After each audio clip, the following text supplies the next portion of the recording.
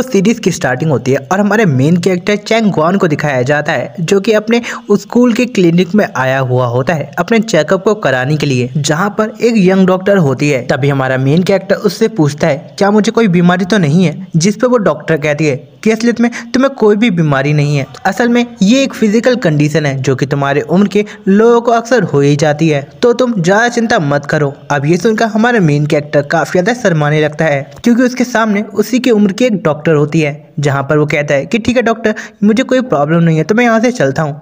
इस पर वो डॉक्टर जाते उससे बोलती है तुम्हें वैसे घबराने की कोई भी जरूरत नहीं है, लेकिन तुम्हें अपना ध्यान रखना होगा। इस पर हमारा मेन कैरेक्टर काफी ज्यादा घबरा जाता है और वो सोच रहा होता है कि ध्यान रखना होगा, आखिर किस लिए।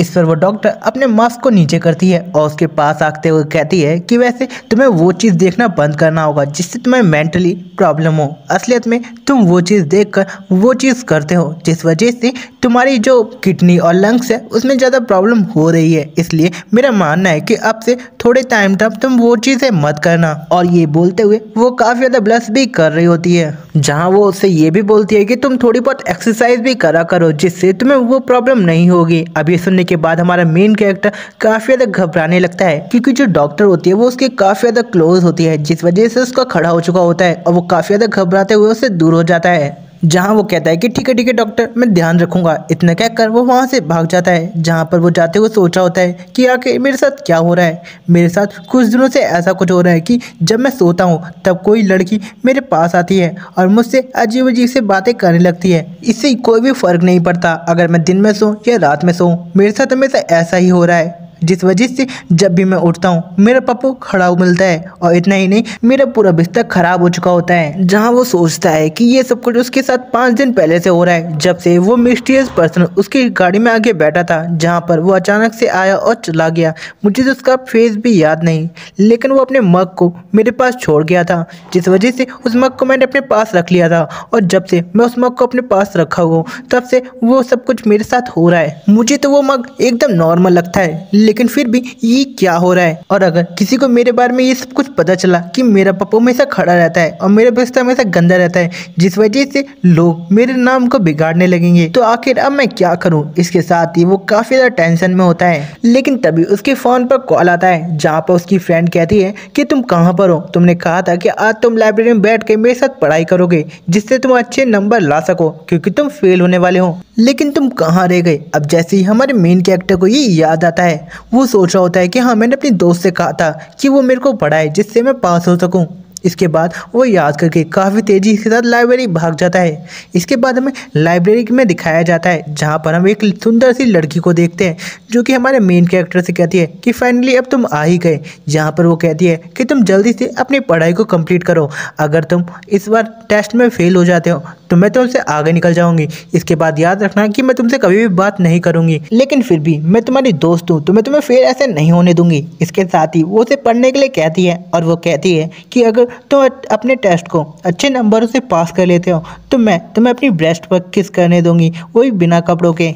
मुझे पता है कि हम दोनों रिलेशनशिप में नहीं हैं, लेकिन फिर भी तुम मेरे दोस्त हो, मैं तुम्हें इस तरीके से फेल नहीं होने दे सकती, जिस वजह से मैंने तुम्हें इतना बड़ा रिवॉर्ड देने के लिए कहा है। अगर तुम अच्छे नंबर लाते हो तो तुम मेरी ब्रेस्ट पर किस कर सकते हो। अब ये सुनकर हमारे मेन कैरेक्टर की लाट टपकने लगती है और वो अपने दोस्त से बोलता है कि सच में तुम मुझे ये सब कुछ करने दोगी, लेकिन फिर वो कहता है कि नहीं, ऐसा नहीं हो सकता। इसके साथ ही वो अपनी दोस्त से बोलता है कि तुम झूठ बोल रही हो, जिस पर वो लड़की कहती है मैं तुमसे झूठ नहीं कह रही, वैसे भी तुम अपने टेस्ट को देख सकते हो, तुम्हें क्या लगता है कि तुम पास भी हो सकते हो। जिस पर हमारा मेन कैरेक्टर कहता है कि तुम्हें क्या लगता है मैं पास नहीं हो सकता, मैं अपनी पूरी मेहनत करूंगा तुम्हारे ब्रेस्ट पर किस कर नहीं अपने नंबरों को अच्छा लाने के लिए। यहाँ पर आप सभी लोग देख सकते हो कि हमारा मेन कैरेक्टर कितना बड़ा ठरकी है। इसके साथ ही वो अपनी पढ़ाई को काफी तेजी के साथ करने लगता है। यहाँ पर उसके शरीर से फायर निकल रही होती है, जिधर उसकी दोस्त भी उसको इतना सीरियस पढ़ते हुए देखकर काफी ज्यादा खुश होती है। इसके साथ ही हमारा मेन कैरेक्टर लाइब्रेरी खत्म होने तक वहाँ पे पढ़ाई करता है। इतना ही नहीं,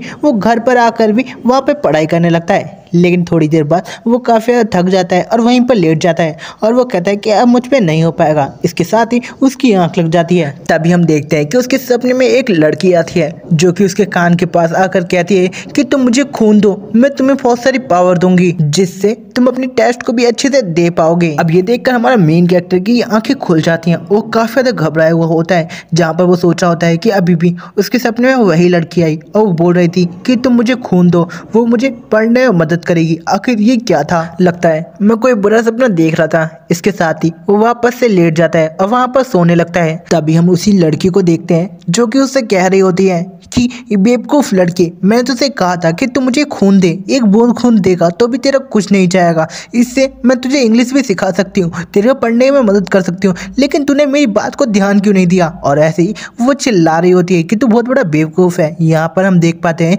कि ये सब कुछ आवाज़ें एक कब से आ रही होती हैं, जहाँ पर अपना मेन कैरेक्टर उसकी कोई भी बात नहीं सुन रहा होता, वहाँ पर सो चुका होता है। जिसके बाद सीन काट होता है और हमें लाइब्रेरी में दिखाया जाता है, जहाँ पर हमारा मेन कैरेक्टर चैंग गुआन अपने बुक्स को पढ़ रहा होता है, जहाँ पर वो इंग्लिश की स्टडी कर रहा होता है। जहाँ पर वो अपने मन में सोच रहा होता है कि कल के दिन उसे काफी ज्यादा अजीब सपना आया था, जहाँ पर एक लड़की उसके सपने में आके कहती है कि तुम मुझे हल्का सा खून दो, मैं तुम्हें इंग्लिश पढ़ाने में तुम्हारी मदद कर सकती हूँ। ये कैसा अजीब सा सपना था, लेकिन फिलहाल में मुझे इस चीज़ पे ध्यान नहीं देना, मुझे तो वो दो बड़ी बड़ी चीज़ों पे ध्यान देना है। इसके साथ ही वो पलट कर काफ़ी ज़्यादा शर्मा रहा होता है और हमें दिखाया जाता है उसी की दोस्त को, जो कि उसी को देख रही होती है और वो बोलती है कि आखिर तेरा ध्यान किधर है। इसको देखकर हमारा मेन कैरेक्टर भी काफी ज्यादा शर्मा जाता है और वापस से अपनी स्टडी पे ध्यान देने लगता है। जिसके बाद उसकी दोस्त मन ही मन सोच रही होती है कि ये मेरा दोस्त सच में बहुत ज्यादा मासूम और प्यारा सा है। इसके साथ ही हमें कुछ पार्ट्स दिखाया जाता है, जहाँ पर हम उसी को देखते हैं जिसके सामने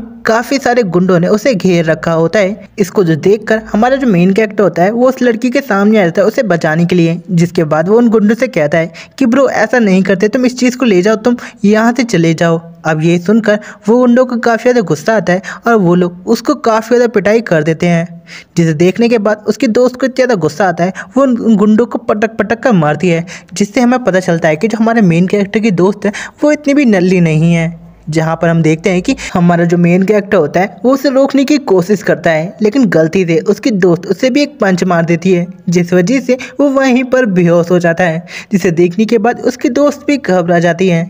जिसके बाद अब हमें प्रेजेंट में दिखाया जाता है, जहाँ पर उसकी दोस्त हमारे मेन कैरेक्टर को ही देखे जा रही होती है, जिस पर अपना मेन कैरेक्टर चैंग गुआन उससे पूछता है कि आखिर तुम्हें क्या हुआ। जिस पर उसकी दोस्त बोलती है कि मुझे उस दिन की याद आ गई थी जहाँ पर कुछ गुंडों ने मुझे घेर रखा था और तुम्हारे पास बिल्कुल भी ताकत ना आते हुए तुम मेरे को बचाने के लिए उनके सामने आ चुके थे।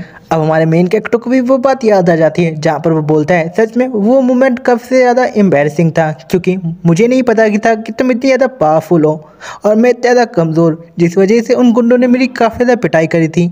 लेकिन मुझे नहीं पता था कि तुम उन सबको इतना बुरी तरीके से मारोगी, जिसके बाद तुमने मुझे भी धुल दिया और मैं वहीं पर बेहोश हो चुका था। अगर मुझे पता होता कि तुम इतनी ज़्यादा स्ट्रांग हो तो मैं तुम्हें कभी भी बचाने नहीं जाता। जिसके बाद वो अपनी स्टडी को वापस से कंटिन्यू करने लगता है। जिसके बाद अब जो लाइब्रेरी होती है वो भी बंद हो चुकी होती है। जिसके बाद अब दोनों ही अपने घर पर जा रहे होते हैं, जहाँ पर हमारे मेन कैरेक्टर की बहुत ज़्यादा बुरी हालत हो चुकी होती है। अब वो सोचा होता है कि अगर ऐसे ही चलता रहा तो मैं बिल्कुल भी पास नहीं हो पाऊंगा और जो मेरी दोस्त है वो भी मेरे हाथ से चली जाएगी। अब वो जा ही रहे होते हैं कि तभी वहाँ पर एक जेंगी नाम का लड़का आ जाता है, जो कि हमारे मेन कैरेक्टर की दोस्त को देखकर कहता है कि वैन वैन तुम यहाँ पर, अगर तुम यहाँ पर आई थी तो तुम मुझे पहले ही बता देती, मैं तुम्हारे लिए एक अच्छी सी सीट को बुक कर लेता। जिस पर वैन वैन कहती है कि इससे तुम्हें कोई भी मतलब नहीं, मुझे तुम्हें बिल्कुल भी कुछ नहीं बताना, मैं यहाँ से जा रही हूँ। इस पर वो जेंगी उसके सामने आ जाता है और वो कहता है क्या तुम मेरे साथ डिनर पे चलना चाहोगी, जिस पर वैन वैन उसे इग्नोर मार देती है। जहाँ पर हमारा मेन कैरेक्टर सोच रहा होता है कि जेंगी एक ऐसा लड़का जो कि काफ़ी बड़ी फैमिली से आता है और वो हमेशा वैन वैन को प्रपोज करने की कोशिश, मतलब पटाने की कोशिश करता है, लेकिन वैन वैन उसे हमेशा इग्नोर मार देती है। लेकिन ये फिर भी हार नहीं मानता, बेशर्मों की तरह बार बार वैन वैन को परेशान करने लगता है। यहाँ पर वो अमीर लड़का काफ़ी ज़्यादा गुस्से में होता है और वो मन ही मन सोच रहा होता है कि वैसे मैं इस लड़की को कभी पटाने की कोशिश नहीं करता, लेकिन जो इसका स्टेटस है वो भी मेरी फैमिली की तरह काफ़ी ज़्यादा बड़ा है, इसलिए मैं बार बार इसके सामने इसको पटाने की कोशिश करता हूँ। लेकिन तभी वैन वैन उसकी काफ़ी ज़्यादा बेइज्जती करते हुए उसको सामने से हटने के लिए कहती है। इस पर जेंगी काफ़ी ज़्यादा गुस्सा आ रहा होता है, लेकिन फिर भी अपने गुस्से को कंट्रोल करते हुए हंसते हुए कहता है कि ऐसा कुछ भी नहीं है। तभी हम देखते हैं कि उसी के आसपास के लोग जेंगी के बारे में बातें करने लगते हैं, जैसे कि वैन वैन उसको इग्नोर कर रही है, लेकिन जो जेंगी है वो बार बार वैन वैन के सामने आकर उसको पटाने की कोशिश कर रहा है। कितना ज़्यादा जेंगी बेशरम है। ऐसे ही वो बातें कर रहे होते हैं। अब इसको जेंगी भी सुन लेता है, जिधर वो कहता है कि मुझे अब यहाँ से निकलना होगा वरना ये सही नहीं रहेगा। इसके साथ ही वो वहाँ से निकलने लगता है, लेकिन हमारे मेन कैरेक्टर के कंधे पे हाथ रखते हुए उसे कहता है, जो एक मेंढक होता है ना, उसे अपनी औकात पता होनी चाहिए। कभी भी हम जैसे हंसों के बीच में आने की ज़रूरत नहीं है, तुझे यहाँ से जल्दी से चला जाना चाहिए। ऐसे ही वो उसको धमकी देकर वैन वैन से दूर होने के लिए कह रहा होता है, लेकिन जो हमारा मेन कैरेक्टर होता है ना, वो कहता है कि अच्छा मैं मेंढक हूँ और तू हंस है, चल वो बात तो सही है, लेकिन मैं तुझे बता दूँ जो हंस होते हैं ना, उनको बहुत जल्दी बीमारी पकड़ लेती है, जैसे कि तुझे पकड़ चुकी है जलने की बीमारी, जिस वजह से जो तेरे पिछवाड़े की सुतरी है वो जल रही है। ऐसे ही वो वैन वैन का हाथ पकड़ता है और वो उससे कहता है कि वैन वैन यहाँ से चलो, क्योंकि एक हंस की जो पिछवाड़ा है वो काफ़ी बुरी तरीके से जल रहा है और वो वहाँ पर जेंगी का काफ़ी ज़्यादा मजाक उड़ा देता है, जिस वजह से जेंगी को मन ही मन काफ़ी ज़्यादा गुस्सा आ रहा होता है और वो कहता है कि चैंगवान मैं तुझे नहीं छोड़ूंगा, मैं तुझे पूरी तरह से डिस्ट्रॉय कर दूंगा। अब ऐसे ही हमें नेक्स्ट डे दिखाया जाता है, जहाँ पर हम एक कार को खड़ा हुआ देखते हैं पार्किंग एरिया में। यहाँ पर हमारा मेन कैरेक्टर काफ़ी ज़्यादा थक चुका होता है और वो हमें बताता है कि आज उसने काफ़ी सारे कस्टमर को इधर से उधर पहुँचाया है, जिस वजह से वो आज काफ़ी ज़्यादा थक चुका है और अब वो आराम कर रहा है। जहाँ पर वो बोलता है कि अब मैं घर पर जाके थोड़ा बहुत आराम करूँगा क्योंकि मैं काफ़ी ज़्यादा थक चुका हूँ। इसके साथ ही वो अब कप की तरफ देखता है और वो सोच रहा होता है कि जब से उसके पास ये कप आया है तब से उसकी ज़िंदगी पूरी तरीके से बदल चुकी है, क्योंकि उसको रोज़ अजीब सा सपना आता है जहाँ पर एक लेडी उसके पास आकर उसको जगाने की कोशिश करती है और उससे उसका खून मांगती है। अब मुझे लगता है कि मेरे सपने का और इस कप का कोई ना कोई तो कनेक्शन है, लेकिन फिर वो बोलता है कि आखिर ये कैसे हो सकता है, क्योंकि वो 21 सेंचुरी में रह रहा है, तो ऐसी चीज़ें तो होना नामुमकिन है। इसके साथ ही हमारा मेन कैरेक्टर उस कप को हाथ में लेकर वहाँ से जाने लगता है। यहाँ पर हमारे मेन कैरेक्टर ने हाथ गलती से उस कप के ब्रेस्ट पे रख दिया होता है, जिसके साथ ही हमारा मेन कैरेक्टर उंगड़ाई लेते हुए वहाँ से जाने लगता है, जहाँ पर वो कहता है कि मैं आज काफ़ी थक चुका हूँ तो घर पे जाके आराम करूँगा। जहाँ पर कप पे बनी लेडी हमारे मेन कैरेक्टर पे चिल्लाते हुए कहती है कि BSDK जल्दी से अपना हाथ मेरे चेस्ट से हटा। अब ये आवाज़ सुनकर हमारा मेन कैरेक्टर अपने आसपास देखने लगता है और वो बोलता है कि आखिर ये किसकी आवाज़ है जो कि उसे सुनाई दी, लेकिन उसे अपने आसपास कोई भी दिखाई नहीं देता। अब ये देखने के बाद हमारा मेन कैरेक्टर काफ़ी ज़्यादा डर चुका होता है और वो सोच रहा होता है कि आखिर ये किसकी आवाज़ थी, उसको कुछ भी समझ में नहीं आ रहा होता। जहाँ पर वो बोल रहा होता है क्या ये किसी भूत, चुड़ैल या फिर डायन की आवाज़ थी। यहाँ पर हमारा मेन कैरेक्टर काफ़ी ज़्यादा घबराने लगता है। यहाँ पर वो बोलता है कि आखिर वो चुड़ैल उसके पास क्यों आई है, क्योंकि वो सिंगल भी नहीं है, उसे आना था तो जो उसके व्यूअर उसे देख रहे हैं उसके पास जानी चाहिए थी, कम से कम वो सिंगल से मिंगल तो हो सकें। जिसके बाद हमारा मेन कैरेक्टर अपने दिल को दिलासा देता है और वो बोलता है कि all is well, all is well, कोई भूत नहीं होता। इस टाइम पर ये 21 सेंचुरी चल रही है तो यहाँ पर कोई भी भूत और मैजिक एग्जिस्ट नहीं करता, तो यहाँ चुड़ैल, डायन, पिशाचनी जैसी चीज़ें तो बिल्कुल भी नहीं हो सकती। और वो अपने आप को समझाने की कोशिश कर रहा होता है, लेकिन उसके जो गोटे होते हैं उसके वो मुंह में आ चुके होते हैं। यहाँ पर हमारा मेन कैरेक्टर फिर भी काफ़ी ज़्यादा घबराया हुआ होता है, जहाँ पर वो बोलता है कि लगता है उसे वो बुरे बुरे सपने आ रहे थे, जिस वजह से उसको ये अजीब सी आवाज़ सुनाई दे रही है, जिस वजह से हमारा मेन कैरेक्टर वहाँ से दौड़ के जाने लगता है और वो कहता है कि लगता है मैं पगला वगला गया हूँ, जिस वजह से उसको ऐसी आवाज़ सुनाई दे रही है। यहाँ पर वो बोलता है कि मैं घर पे जाके कुछ दवाई खाऊंगा और हिलाकर सो जाऊंगा। अब यहाँ पर वो जा ही रहा होता है कि तभी उसके सामने कुछ लोग आ जाते हैं, जिसे देखकर वो काफ़ी ज़्यादा चौंक जाता है और वहीं पर रुक जाता है। जहाँ पर हमें जेंगी को दिखाया जाता है जो कि काफ़ी सारे लोगों के साथ वहाँ पर आ चुका होता है और हमारे मेन कैरेक्टर को घेर लिया होता है। यहाँ पर हमारे मेन कैरेक्टर को याद आता है ये तो वही लड़का है जो कि उसकी दोस्त को पटाने की कोशिश कर रहा था, लेकिन जो उसकी दोस्त और इसने दोनों ने इसकी मिलकर ले ली होती है। यहाँ पर वो उसको इतने सारे गुंडों के साथ देखकर समझ जाता है कि कल के मैटर की वजह से ये उससे बदला लेने के लिए आया है, लेकिन कुछ भी हो मैं इनसे बिल्कुल भी नहीं डरने वाला, मैं इन सबको पीट पाट के इन लोगों की बुरी हालत कर दूंगा। यहाँ पर उसे याद आता है कि पिछली बार जब वो काफ़ी सारे गुंडों से फाइट करने के लिए गया था तब उसकी दोस्त ने उसकी जान बचाई होती है, लेकिन वो डिसाइड करता है कि चाहे कुछ भी हो जाए आज वो इन लोगों की बैंड बजा कर रहेगा। जिसके बाद वो उनको लास्ट वार्निंग देते हुए कहता है कि जल्दी से मेरे सामने से हट जाओ वरना मैं तुम लोगों की बैंड बजा दूंगा। जिस पर जेंगी कहता है अच्छा अब छोटा तो कुत्ता मुझ पर भौंकने चला है। जिसके बाद वो काफ़ी ज़्यादा गुस्से में आ जाता है और वो बोलता है कि अच्छा तुम मुझे धमकी दे रहे थे कि तुम मेरी बैंड बजा दोगे, तो मैं देखता हूँ कि आखिर तुम मेरी कैसे बैंड बजाते हो। अगर तुम बचना चाहते हो तो जल्दी से मेरे सामने झुक के माफ़ी मांग लो, तो मैं तुम्हें कम ही मारूंगा। अगर तुम ऐसा नहीं करते तो आज तुम मरने वाले हो। अब इसके साथ ही हमारा मेन कैरेक्टर पीछे की ओर हट जाता है और वो कहता है कि ठीक है, चलो तुम मेरे से फाइट करना चाहते हो तो अब मैं भी तैयार हूँ। इसके साथ ही हमारा मेन कैरेक्टर अपने पीछे से कुछ निकालता है, जिसे देखकर दूसरा वाला बंदा काफ़ी ज़्यादा डर जाता है और वो बोलता है ये तो वो चीज़ है जिसे जिसे जिसे अंधे लोग यूज़ करते हैं, जो कि पूरे लोहे का बना होता है। इधर वो काफ़ी ज़्यादा घबरा जाता है, जिस पर ज़ेंगी उससे बोलता है कि आखिर तुम इतना ज़्यादा डर क्यों रहे हो, तुम्हारे पास भी तो हथियार है, तो जल्दी से जाओ और सभी लोग मिलकर उसको जान से मार दो। इसके साथ ही अब वो सभी लोग मिलकर चैंगवान के ऊपर अटैक करने के लिए जाने लगते हैं, क्योंकि वो बहुत सारे लोग होते हैं। यहाँ पर चैंगवान इतने सारे लोगों को देखकर एक बार तो घबरा चुका होता है, लेकिन फिर वो अपने हथियार से उनके ऊपर अटैक करना शुरू कर देता है। यहाँ पर वो अपने हथियार को एक बंदे के सर पे मारता है, जिसकी वजह से उसकी खोपड़ी खिल जाती है और उसमें से ब्लड निकलने लगता है। यहाँ पर उस बंदे की काफी ज्यादा दर्द हो रहा होता है और अब वो गुस्से में चैंगवान को कहता है कि साले मैं तुझे अब जिंदा नहीं छोड़ूंगा, तुझे मैं जान से मार कर रहूंगा। इतने में ही एक बंदा चैंगवान को पकड़ने आ ही रहा होता है, लेकिन चैंगवान उसको देखकर उसके हाथ पर मार देता है, जिस वजह से वो बंदा काफी तेज चिल्लाता है। यहाँ पर वो लोग कहते हैं कि सभी के सभी एक साथ चलो। इसके साथ ही हम देखते हैं कि वो सब लोग चैंगवान के ऊपर अटैक करने के लिए एक साथ बढ़ने लगते हैं। इधर हम चैंगवान को देखते हैं जो कि अकेला होता है और वो कुछ भी नहीं कर पाता, क्योंकि वो लोग उसे पकड़ चुके होते हैं। जहाँ पर एक बंदा हमारे चैंगवान को पंचेस मार रहा होता है, जिस वजह से चैंगवान के भी अब बहुत ज़्यादा प्रॉब्लम हो रही होती है। तभी हम देखते हैं एक बंदा उसके पेट पर पंच मारता है, जिस वजह से उसके मुंह से खून निकल आता है। अब वो बंदा वापस से चैंगवान को मारने वाला होता है, लेकिन दूसरा बंदा आकर उसे रोक लेता है और वो उससे कहता है कि इसे अब मैं मारूंगा, क्योंकि इसने मेरे सर पे मारा था, मैं इससे अपना बदला जरूर लूंगा। इसके साथ ही हम देखते हैं कि वो एक लोहे के बैट के साथ हमारे चैंगवान के ऊपर अटैक करने के लिए बढ़ने लगता है और उसके ऊपर अटैक कर ही देता है। और यहाँ पर चैंगवान भी अपने ऊपर अटैक होता हुआ देखकर काफी ज्यादा डर जाता है और उसे लगता है कि अब वो नहीं बचेगा। इसके साथ ही उसके हाथ में जो कप होता है वो उसको बीच में ले आता है, जहाँ पर हम देखते हैं कि उसके लोहे के बैट का असर इस कप के ऊपर बिल्कुल भी नहीं हुआ होता, जिस वजह से चैंगवान को एक मौका मिल जाता है। इसके साथ ही चैंगवान अपने हाथ में लोहे की स्टिक को लेकर उस बंदे के पीठ में मार देता है, जिस वजह से उस बंदे की हालत भी बहुत ज़्यादा खराब हो जाती है और वह ज़मीन पर लेट कर कराहने लगता है और वो बोलता है कि मुझे मार दिया, मुझे मार दिया। और उसके बहुत ज़्यादा दर्द हो रहा होता है और वो बोल रहा होता है कि मेरी कमर की हड्डी तोड़ दी। अब यहाँ पर जो चैंगवान होता है वो सभी लोगों को बोल रहा होता है कि देखो मैंने इसकी कमर की हड्डी तोड़ दी है, अगर किसी और को भी तोड़वानी है तो वो लोग भी मेरे सामने आ जाए, मैं उन सबको भी आज तोड़ कर रख दूंगा। और अगर तुम 1 मिनट के अंदर अंदर में यहाँ से नहीं गए तो मैं तुम सबके ऊपर अटैक कर दूंगा और तुम सबका भी यही हाल कर दूंगा। अब ये सुनकर वो सभी लोग काफ़ी डर जाते हैं।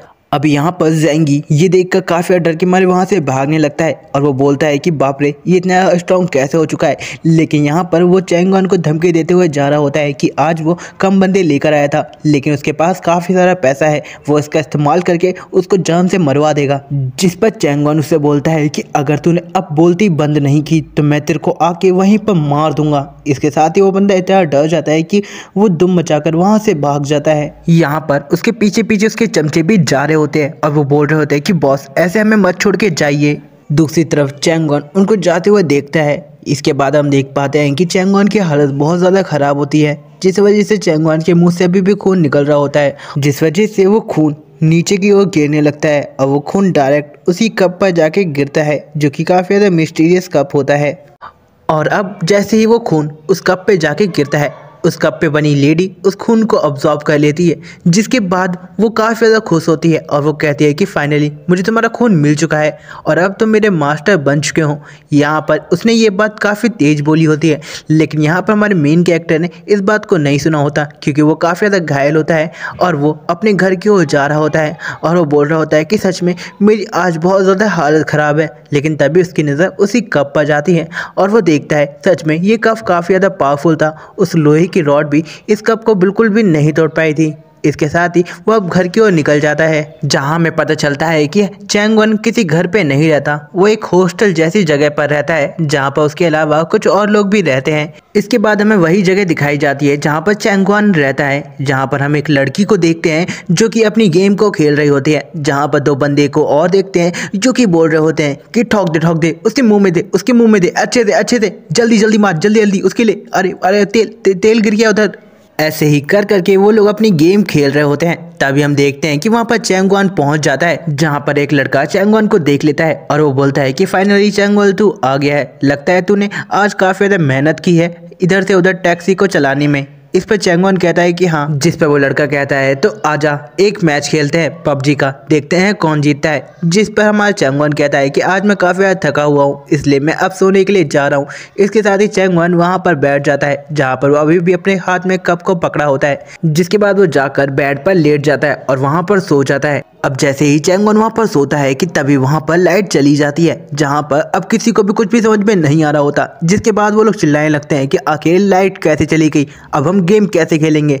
जिस पर दूसरा वाला बंदा बोलता है कि अभी चुप हो जा। चैंगवान लगता है काफ़ी ज़्यादा थका हुआ है तो उसको सोने दे, हम लोग नेक्स्ट डे गेम खेल लेंगे। इसके साथ ही अब वो लोग भी सोने के लिए चले जाते हैं। जिसके बाद सीन कट होता है और हमें अगले दिन की सुबह दिखाई जाती है, जहां पर चैंगवान अभी भी सो रहा होता है कि तभी हम देखते हैं कि उस कप में से वही मिस्टीरियस लेडी बाहर निकल कर आती है और वो चैंगवान को उठाने की कोशिश कर रही होती है। लेकिन जो चैंगवान होता है उसे लग रहा होता है कि ये उसके दोस्त है, जहाँ पर वो बोलता है कि अभी मुझे परेशान करना बंद करो, मैं काफ़ी थक चुका हूँ, मुझे सोने दो। इसके साथ ही हम उसी लेडी को देखते हैं जिसको काफ़ी ज़्यादा गुस्सा आ जाता है और वो चैंगवान का कान पकड़कर वहाँ पर उसे उठाने लगती है, जिसकी वजह से चैंगवान भी अब चिल्लाता है और वो उससे बोलता है कि चलो, मैंने तुमसे कहा था कि मुझे सोने दो, मुझे परेशान करना बंद करो, मैं काफ़ी ज़्यादा थक चुका हूँ, लेकिन तुम मान क्यों नहीं रहे। अब जैसे ही उसकी आँख खुलती है, वो अपने सामने आसपास का नज़ारा देखकर काफ़ी ज़्यादा चौंक चुका होता है, क्योंकि उसके आसपास बस बादल ही बादल होते हैं और वो सोच रहा होता है कि आखिर ये कौन सी जगह है, क्योंकि मैं तो घर पे आराम से सो रहा था, लेकिन अचानक से मैं यहाँ पर कैसे पहुँच गया और मुझे कुछ भी समझ में नहीं आ रहा। यहाँ पर चैंगवान काफ़ी ज़्यादा कंफ्यूज होता है।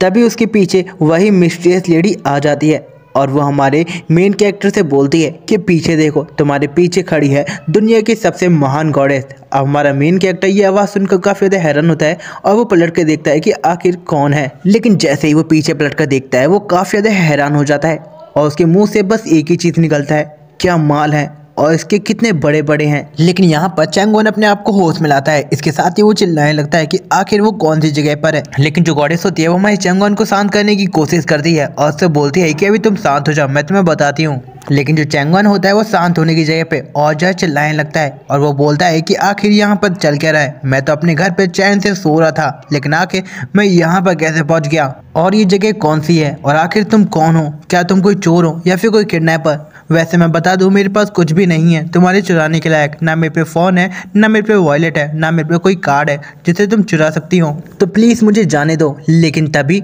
चैंगवान का ध्यान बहुत ही ठर की चीज़ पे जाता है। वो अपने सामने देखकर उसके नाक से खून निकलने लगता है, जहाँ पर हमें दिखाया जाता है कि उस गॉडेस के जो कपड़े होते हैं वो डिसअपीयर होने लगते हैं। यहाँ पर वो गॉडेस सोचने लगती है कि आखिर ये क्या हो रहा है। लेकिन थोड़ी देर में वो सब कुछ समझ जाती है कि उसको यहाँ पर अपनी बॉडी मेंटेन करने के लिए उसकी स्पिरिचुअल एनर्जी लग रही है, जिस वजह से उसके कपड़े यहाँ पर गायब हो रहे हैं, जिस वजह से वो काफी शर्माने लगती है। इधर वो चैंगवान की तरफ देखती है, जो कि काफी ज्यादा शर्माते हुए और ठर की निगाहों से उसको देख रहा होता है और वो बोल रहा होता है कि यार सच में ये देखकर काफी मजा आ रहा है। सामने एक लड़की है जिसके कपड़े डिसअपीयर हो रहे हैं, धीमे धीमे करके उसके सारे कपड़े डिसअपीयर हो जाएंगे और मैं उसका सब कुछ देख लूंगा। और वो काफी ज्यादा इविल स्माइल कर रहा होता है। अब उसको ऐसी ठरकी निगाहों से देखते हुए उस गॉडेस को भी काफी ज्यादा गुस्सा आ जाता है और उसने चैंगवान की सारी बातें सुन ली होती हैं, जिस वजह से उसे एक पंच मारती है और उससे बोलते हैं कि तू ठरकी लड़के यहाँ से चला जा। यहाँ पर वो गॉडेस चैंगवान की काफी ज्यादा पिटाई करने लगती है, जिस पर चैंगवान उससे बोलता है कि प्लीज मुझे माफ कर दो, गलती से ये मेरे मुंह से निकल गई थी। इसके साथ ही अब वो गॉडेस अब शांत हो जाती है और वो उससे बोलती है कि जो तुम्हारे पास कप है ना, वो बिल्कुल भी नॉर्मल नहीं है। असल में ये एक स्पेशल कप है जिसे होली ग्रेन कहा जाता है। इस कप के अंदर पूरे 3000 वर्ल्ड हैं और इन 3000 वर्ल्ड में से ये भी एक वर्ल्ड है जिसे क्लाउड वर्ल्ड कहा जाता है और वो भी इसी कप का है। अब ये सुनकर चैंगवान उससे बोलता है कि कुछ भी पागल जैसी बातें मत करो, ऐसा थोड़ी होता है। इसके साथ ही अब वो गॉडेस काफी ज्यादा गुस्से में आ जाती है और वो चैंगवान को मारने लगती है और वो उससे बोल रही होती है कि तुझ जैसा बदतमीज इंसान मैंने 100 सालों में पहली बार देखा है। सच में तू काफी ज्यादा बदतमीज है। मेरी बात तू मानने को तैयार नहीं है। यहाँ पर तू मेरे से झगड़ा कर रहा है। लगभग पूरे 100 सालों में मुझसे इस तरीके से किसी ने बात नहीं की जिस तरीके से तूने बात की है। सच में तू एकदम बेकार होस्ट है। जिसके बाद वो गॉडेस उसको ये भी बताती है कि इस कप का जो मालिक है ना वो मेरे फादर हैं और मैं उनकी बेटी, और जिस भी इंसान के पास ये कप जाएगा मैं उसको गाइड करूंगी पावरफुल बनने के लिए। लेकिन मुझे नहीं पता था कि मुझे तुझ जैसा एक कमीना होस्ट मिलेगा। लेकिन अब जो भी हूँ मैं तुम्हें अब सब कुछ बताती हूँ। इसके साथ ही वो बताना शुरू करती है कि अब से वो इस कप का होस्ट बन चुका है क्योंकि इसके ऊपर उसका ब्लड गिरा था, जिस वजह से इस कप ने तुम्हें अपने मालिक के तौर पे रिकॉग्नाइज कर लिया है, जिस वजह से तुम इनके वर्ल्ड का यूज करते हुए अपने आप को पावरफुल बना सकते हो। लेकिन इतने में ही वहां पर एक आसमान में लाइट जलने लगती है, जिसे देखकर अब वो गॉडेस हमारे मेन कैरेक्टर को कहती है कि अब यहाँ पर एक ट्रायल ऑफ 3000 वर्ल्ड शुरू होने वाला है जिसमें तू पार्टिसिपेट करेगा और उसमें जाकर तुझे अपने आप को सरवाइव करना है, क्योंकि इसी वजह से उसकी जो बॉडी है वो रिकवर हो पाएगी, जिस वजह से वो पावरफुल बन पाएगा। यहाँ पर हमारे मेन कैरेक्टर को कुछ भी समझ में नहीं आ रहा होता, लेकिन हम देखते हैं कि बहुत सारी रोशनी हमारे मेन कैरेक्टर को अपनी ओर खींचने लगती है। जहाँ पर हमारे मेन कैरेक्टर को कुछ भी समझ में नहीं आ रहा होता और वो बोल रहा होता है कि आखिर ये क्या हो रहा है। इसके साथ ही वो गॉडेस के साथ चिल्लाते हुए कहती है कि याद रखना कि तुम एक दूसरी दुनिया में जा रहे हो जहां पर आसपास सिर्फ पानी ही पानी होगा और तुम एक शिप पर जाके रुकोगे जहां पर तुम्हें 100 जिंदगियां मिलेंगी और तुम्हें पूरे आधे साल तक वहां पर सरवाइव करना है। अगर तुम ये कर पाते हो तो तुम इस ट्रायल को पास कर जाओगे, वरना तुम मारे जाओगे। अब ये सुनने के बाद हमारा मेन कैरेक्टर काफी ज्यादा घबरा जाता है, लेकिन तभी हमारा मेन कैरेक्टर अपने आप को वापस से एक और अलग जगह पर पाता है। यहाँ पर हमारे मेन कैरेक्टर को कुछ भी समझ में नहीं आ रहा होता कि आखिर ये क्या हो रहा है। इतने में उसकी कोई गर्दन आके काट देता है। यहाँ पर हमारा मेन कैरेक्टर काफी ज्यादा घबरा जाता है, लेकिन तभी उसकी आंख वापस से खुलती है और वो अपने आप को जिंदा देखता है और उसको कुछ भी समझ में नहीं आ रहा होता कि आखिर ये क्या हो रहा है और आखिर मैं कहाँ पर हूँ। लेकिन यहाँ पर वो कुछ और सोच ही पाता कि उतने में ही वापस से कोई आकर उसकी फिर से गर्दन काट देता है। लेकिन तभी हमारा मेन कैरेक्टर वापस से जिंदा हो जाता है और वो समझ जाता है कि जैसा कि उस लेडी ने कहा था कि वो एक नई दुनिया में जाएगा जहाँ पर उसे आधे साल तक सर्वाइव करना है और उसके पास 100 जिंदगियां हैं, तो वो ऐसे बार बार नहीं मर सकता वरना वो यहाँ पर मारा जाएगा। इसके साथ ही वो अपने आसपास देखने लगता है जहाँ पर उसे काफी सारे समुद्री लुटेरे दिखाई देते हैं जो कि नॉर्मल इंसानों के साथ फाइट कर रहे होते हैं। यहाँ पर हमारा मेन कैरेक्टर सोच रहा होता है कि आखिर वो यहाँ पर सर्वाइव कैसे करे, क्या उसे इन लुटेरों को मारना होगा। इसके साथ ही हमारा मेन कैरेक्टर अपने हाथ में एक स्वॉर्ड को पकड़ लेता है और वो कहता है कि उसे सर्वाइव करने के लिए कुछ ना कुछ तो करना होगा। इसके साथ ही वो एक बंदे का गर्दन काट देता है, जहाँ पर वो कहता है कि उसके पास सिर्फ 100 लाइफ है तो वो उसे ऐसे बर्बाद नहीं कर सकता। जहाँ पर वो लोगों से फाइट करने लगता है, जहाँ पर उसे उस लेडी की बात याद आती है जहाँ पर उसने कहा था कि उसे आधे साल तक यहाँ पर सरवाइव करना है किसी भी कीमत पर, तो उसे कैसे भी करके जिंदा रहना होगा। इसके साथ ही वो उन सभी से फाइट करते हुए उन्हें मार रहा होता है, लेकिन तभी हम देखते हैं कि पीछे से एक बंदा आकर हमारे मेन कैरेक्टर के पेट में स्वॉर्ड को घुसेड़ देता है और वो वहाँ पर मारा जाता है। लेकिन हम देखते हैं कि हमारे मेन कैरेक्टर के पास काफ़ी सारी लाइफें होती हैं, जिस वजह से वो वापस से जिंदा हो जाता है और वो वहाँ पर मार धाड़ करने लगता है और ऐसे ही कर करके वहाँ पर काफ़ी लंबी फाइट चलती है। इसके साथ ही अब सीन कट हो जाता है और हमें कुछ महीनों बाद दिखाया जाता है जहाँ पर हमारा मेन कैरेक्टर उसी शिप में रहने लगता है, जिसके बाद वो अपने खाना लेकर अपने खाने को खाने लगता है। लेकिन तभी वहाँ पर वो 3 बंदों की बात सुनता है जहाँ पर एक बंदा एक इनविजिबल वॉल के बारे में बता रहा होता है जिसके आगे वो लोग नहीं जा पा रहे होते हैं, और यहाँ पर वो लोग एक हाथ के बारे में भी बात कर रहे होते हैं जो कि उनके शिप के सामने अचानक से ही आ चुका होता है। यहाँ पर हमारा मेन कैरेक्टर ये बात सुनकर काफी ज्यादा हैरान होता है और वो सोच रहा होता है क्या इनविजिबल वॉल इस कप के और पास का घेरा है और ये जिस हैंड की बात कर रहे हैं वो हैंड मेरा ही हो, क्योंकि मैं जब सो रहा था तब मैंने उस कप के ऊपर अपना हाथ रखा था। यहाँ पर हमारा मेन कैरेक्टर काफी ज्यादा कंफ्यूज होता है, लेकिन इसके साथ ही सीन कट होता है और हमें दिखाया जाता है कि उनके शिप पर वापस से लुटेरों ने हमला कर दिया होता है। लेकिन हमारा मेन कैरेक्टर उन सबसे फाइट करके उन्हें मार रहा होता है और ऐसे ही काफी महीने गुजर जाते हैं, जहाँ पर वो टाइम आता है जहाँ पर इस शिप की जो कैप्टन होती है वो हमारे मेन कैरेक्टर को वाइस कैप्टन की उपाधि दे देती है। अब ये सुनकर सभी आसपास के लोग हमारे मेन कैरेक्टर की तारीफ कर रहे होते हैं। यहाँ पर हमारे मेन कैरेक्टर को काफी बैडेस्ट लुक में दिखाया जाता है। यहाँ पर आसपास के लोग बात कर रहे होते हैं ये लड़का जिसका नाम चैंग वान है, जो कि अभी आधे साल पहले इस शिप पर आया था, लेकिन इसने काफी सारे लुटेरों को मारा था, जिस वजह से हमारे कैप्टन ने इसे अब वाइस कैप्टन बना दिया है। सच में ये लड़का काफी ज्यादा अमेजिंग है। अब यहाँ पर हमारा मेन कैरेक्टर भी उनकी बात सुन लेता है और वो भी समझ जाता है कि अब आधा साल बीत चुका है, क्योंकि यहाँ पर हमारे मेन कैरेक्टर को समय समय को बिल्कुल भी अंदाजा नहीं होता। जहाँ पर वो सोच रहा होता है कि उस लड़की ने कहा था कि उसको आधे साल तक यहाँ पर सरवाइव करना है और उसने यहाँ पर आधे साल तक सरवाइव कर लिया है, और वो भी 100 लाइफ के अंदर अंदर में। यहाँ पर वो बोलता है कि इतने सारे लुटेरों से फाइट करने के बाद उसके पास काफ़ी ज़्यादा एक्सपीरियंस है मार्शल आर्ट का, यहाँ तक कि उसके पास फाइटिंग का भी एक्सपीरियंस है। जहाँ उसे लास्ट टाइम उस लेडी की बात याद आती है कि उस लेडी ने कहा था कि बाहर सिर्फ 1-2 मिनट गुजरेंगी, जबकि वो यहाँ पर आधे साल को जी लेगा। इसके साथ ही हमारा मेन कैरेक्टर आसमान की ओर देखता है जहाँ पर एक रोशनी वापस से चमक रही होती है। इसके साथ ही हमारा मेन कैरेक्टर वहाँ पर उड़ के जाने लगता है। यहाँ पर हमारा मेन कैरेक्टर सोच रहा होता है सच में ये दुनिया काफ़ी ज़्यादा अच्छी थी, यहाँ के लोग भी काफ़ी ज़्यादा अच्छे थे, मैं चाहता हूँ कि मैं वापस से इनसे मिल सकूँ। अब वैसे ही हमारा मेन कैरेक्टर उस रोशनी में गायब होता है। हमारे मेन कैरेक्टर की आंखें उसकी रियल बॉडी में खुल जाती हैं, जहाँ पर वो अपनी फीमेल फ्रेंड से जाके टकरा जाता है। इस पर फीमेल फ्रेंड उससे बोलती है कि तुझे अपने सर को ध्यान से उठाना चाहिए था, तेरी वजह से मेरे फेस पर लग गई। इस पर हमारा मेन कैरेक्टर काफ़ी ज़्यादा गुस्से में उसकी देखता है और वो कहता है क्या यहाँ पर कुछ मिनटें ही गुजरी है ना। अब ये सुनकर उसकी दोस्त बोलती है क्या तू पगला वगला गया है क्या, तुझे यहाँ पर सोते हुए बस कुछ ही देर हुई है। ऐसे बोल रहा है कि जैसे कि तू 50-60 साल कहीं पर गुजार के आया हो। जिस पर हमारा मेन कैरेक्टर कहता है कि ऐसा कुछ भी नहीं है, लेकिन मैं सोकर काफ़ी ज़्यादा थक चुका हूँ, जिस वजह से मेरा शरीर काफ़ी ज़्यादा दर्द कर रहा है, ऐसा लग रहा है कि मैं कुछ देर और सो जाऊँ। इस पर उसकी दोस्त बोलती है क्या तेरे अंदर कोई भूत घुस गया है क्या, पागल जैसी बातें कर रहा है, तू अभी अभी सोकर उठा है और मुझे लगता है तू अभी काफ़ी ज़्यादा भूखा होगा, इसलिए तू चल मेरे साथ कैंटीन कुछ खा के आते हैं। इसके साथ ही हमारा मेन कैरेक्टर कहता है कि नहीं नहीं मुझे कुछ काम है, तो तुम जाके खाना खाए आओ, मैं अपना हाथ मुँह धो के वहाँ पर आता हूँ। इसके साथ ही वो लड़की वहाँ से चली जाती है। हमारा मेन कैरेक्टर अपने हाथ को देखने लगता है और सोच रहा होता है कि उसके जो हाथ में जो पावर है सेम वैसी ही है जैसा कि उसके उस वर्ल्ड में उसे फील हो रहा था, और उसे यहाँ पर ऐसा फील हो रहा है कि उसने आधे साल कहीं और पर बिताया है, जबकि उसको यहाँ पर कुछ ही मिनट हुए हैं उस कप में गए हुए, और उस वर्ल्ड में उसने जो भी प्रैक्टिस की थी उसे सब कुछ वो याद है। यहाँ तक कि उसे ये भी पता है कि लोगों को किस तरीके से मारते हैं। ऐसा फील हो रहा है कि अगर मैं अपनी पावर का यूज़ करूं तो मैं सामने वाले पर्सन को आसानी से मार सकता हूं। लेकिन इधर जो चैंगवन होता है उसे काफ़ी ज़्यादा गुस्सा आ रहा होता है उस वर्ल्ड में आधा साल गुजारने पर, जिस वजह से अब वो काफ़ी ज़्यादा गुस्से में उस कप को घूरने लगता है। तभी जो कप पे बनी जो गॉडेस होती है वो हमारे मेन कैरेक्टर से बोलती है कि आखिर तुम्हें कैसा लगा इस वर्ल्ड में जाकर, तुम्हें ज़रूर काफ़ी ज़्यादा मज़ा आया होगा, जिस वजह से तुम्हारी स्ट्रेंथ भी काफ़ी ज़्यादा बढ़ चुकी है। यहाँ पर वो उससे बोलती है कि ये तो सबसे ज़्यादा बेसिक ट्रायल था, अभी तो 3000 दुनिया के काफ़ी ज़्यादा हार्ड ट्रायल तुम्हारे लिए बचे हैं जिसको तुम्हें कंप्लीट करना है। अब ये सुनकर हमारा मेन कैरेक्टर काफ़ी ज़्यादा भड़क जाता है और उससे बोलता है कि आखिर तुम्हारी हिम्मत कैसे हुई मेरी बिना परमिशन से मुझे भेजने की, आखिर तुमने मेरे को क्या समझ रखा है।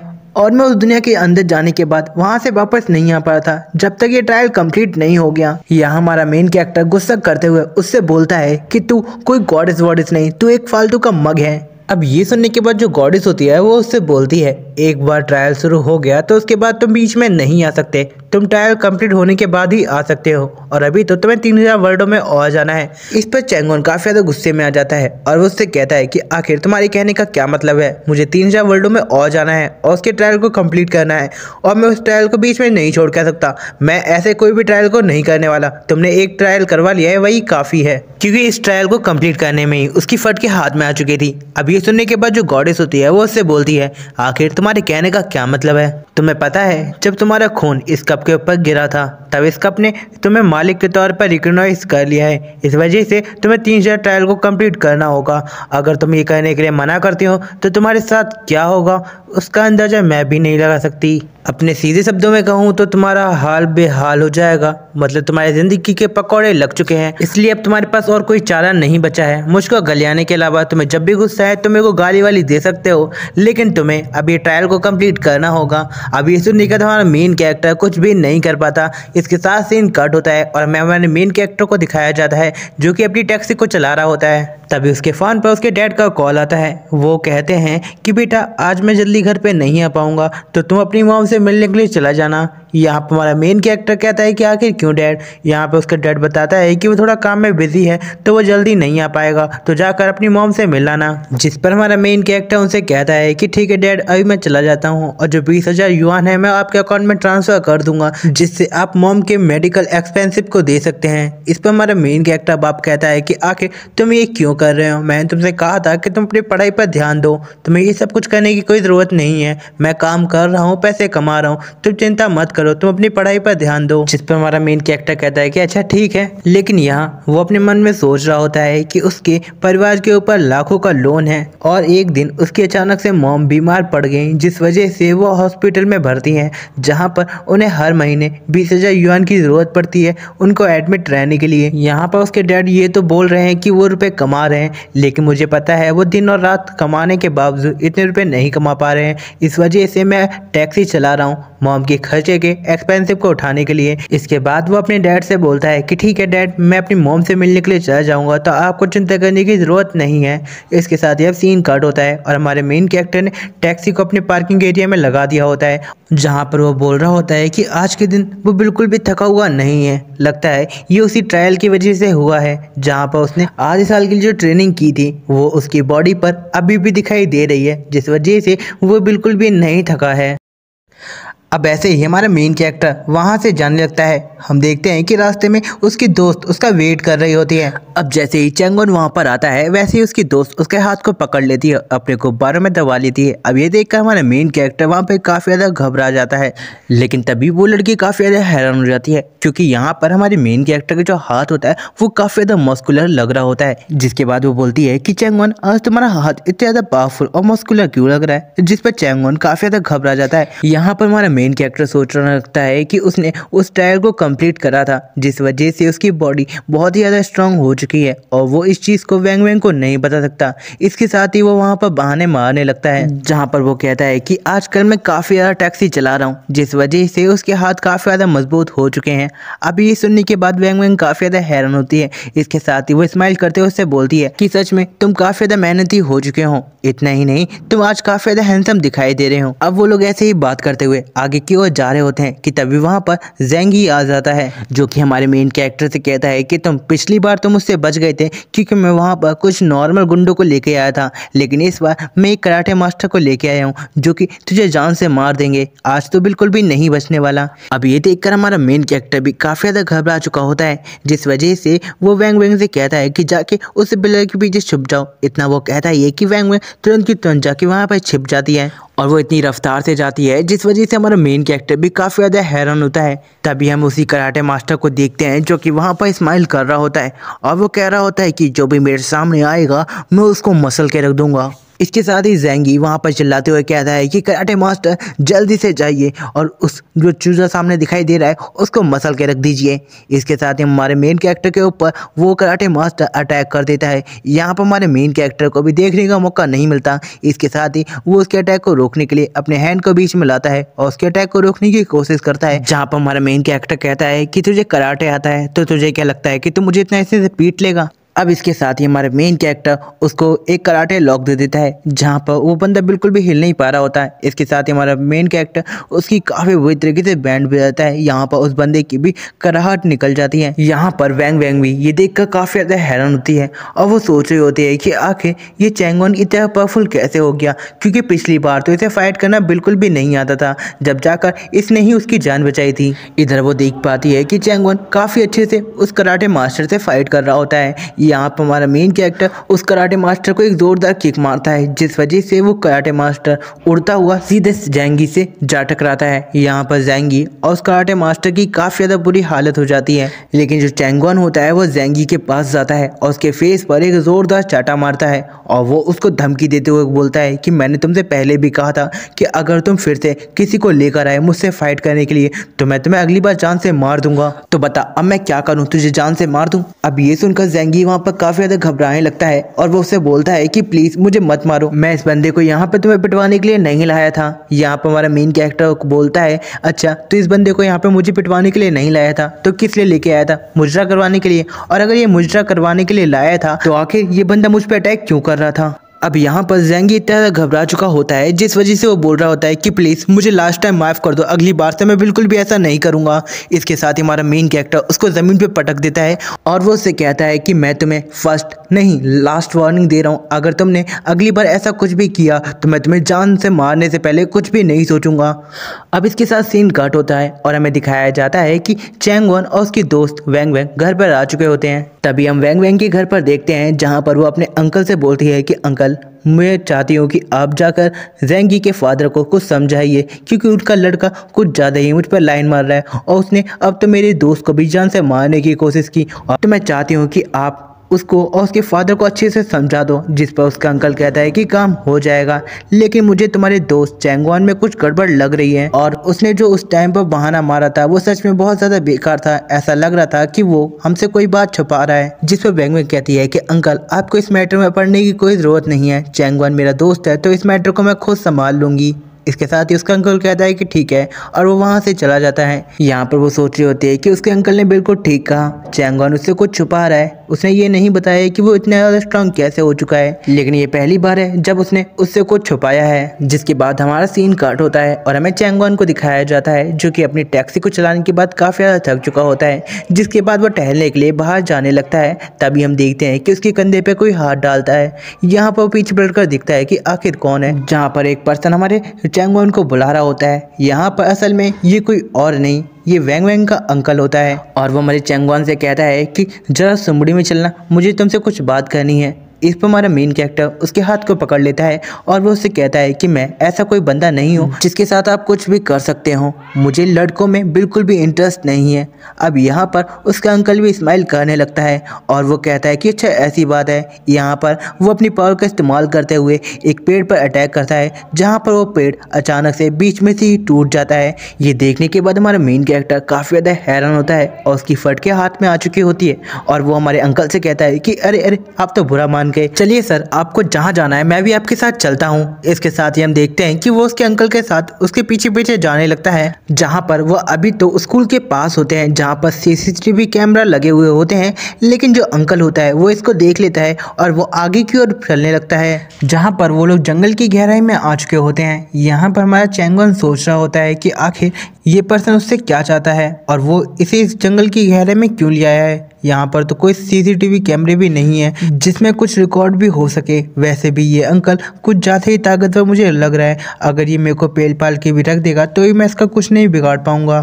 तभी हम उसी अंकल की तरफ देखते हैं जो कि एक इविल स्माइल करता है और अपने हाथ को पंच में बना लेता है। इसके साथ ही वो हमारे मेन कैरेक्टर के ऊपर एक ज़ोरदार अटैक करता है, जिसकी वजह से हमारा मेन कैरेक्टर उड़ता हुआ सीधे पेड़ में जा टकराता है और ज़मीन पे गिर जाता है। यहाँ पर सच में उसकी काफ़ी ज़्यादा बुरी हालत हो चुकी होती है और वो बोल रहा होता है कि आखिर ये बुढ़ो कौन है जो कि मुझ पर अटैक कर रहा है और इस बुढ़ो की इतनी ज़्यादा पावर है जिस वजह से मेरे शरीर का एक हाथ भी टूट चुका है। यहाँ पर वो बोलता है कि अगर मैं उस ट्रायल में नहीं गया होता तो मैं अब तक मारा जा चुका होता। तभी जो बुढ़ा होता है वो उससे कहता है क्या तुम्हारे पास कोई इंटरनल पावर नहीं है।